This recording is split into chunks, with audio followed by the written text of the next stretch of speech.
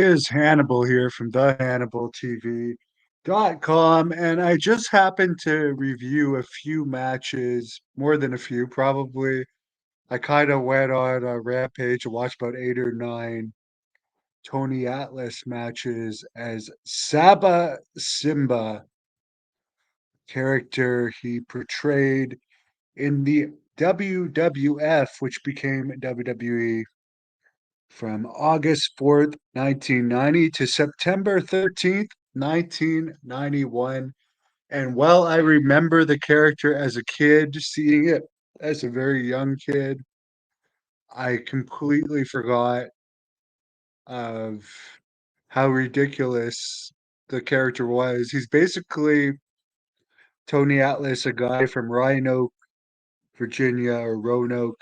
I don't know exactly how you pronounce it, but they admitted when he debuted that he was Tony Atlas, but they said that he had gone back to Africa to get closer to his roots and basically wear a headdress, carry some like a spear and a sword, wear a lot of beads and dance. And as you can see in this picture, one thing I noticed about Tony Atlas doing this gimmick is he's looking down a lot. I don't know if it's out of shame or if he's trying to like watch his footwork on the dance, but he doesn't seem to like look at the camera much.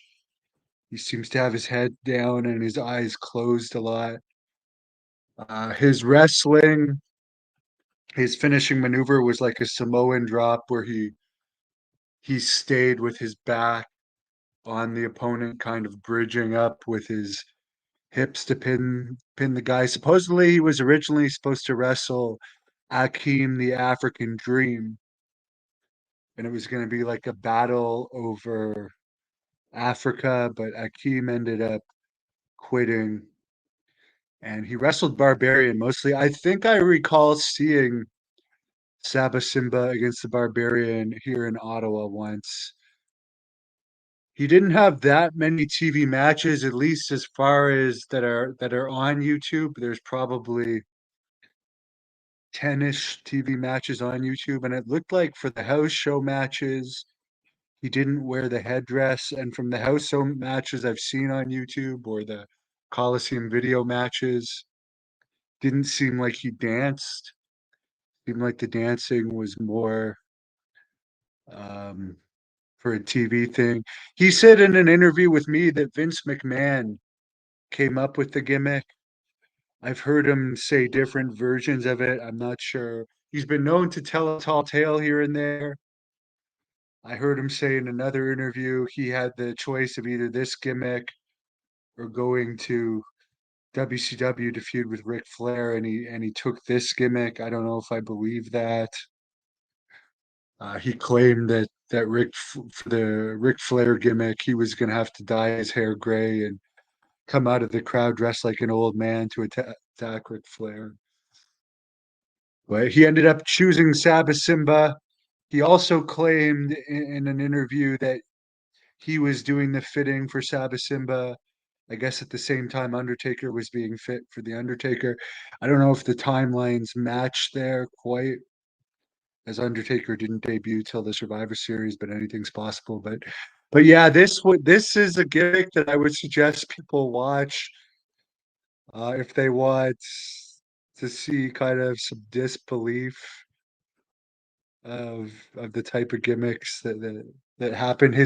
His theme music is lions roaring, like parrots making squawking sounds, and it sounds like a keyboard with like a flute type of rhythm on the keyboard.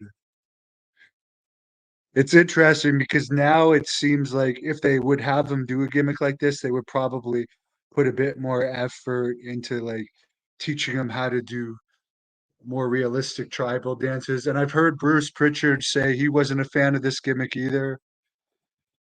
And I heard Bruce Pritchard's from his podcast comment being that he came out in this big flashy outfit, but once he took everything off, it just looked like Tony Atlas without boots on because he didn't wrestle with boots on. He was supposed to be this African tribe type guy.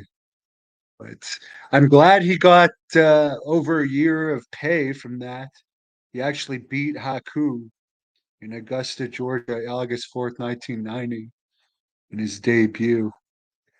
And I guess his final match, September 13th, 1991, was filling in for Jim Neidhart in a match against Erwin R. Shyster.